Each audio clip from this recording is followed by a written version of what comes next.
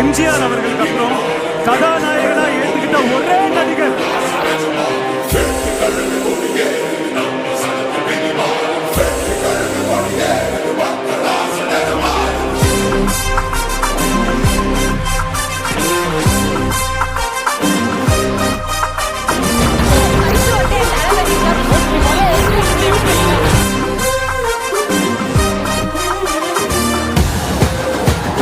இல்லை ஒரு 2-3 லைன் கொஞ்சம் வேற மாதிரி ட்ரை பண்ணலாம்.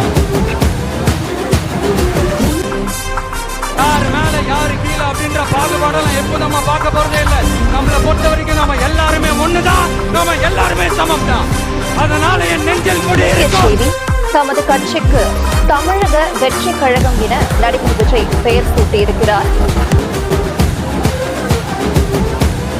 சொல்ல முக்கியம், செயல் செயல் செயல் தான் முக்கியம். கொஞ்சம் கூட பிசுகளாம செஞ்சு முடிப்போம். அது வரைக்கும் நெருப்பாக இருக்கும். என்ன நண்பா?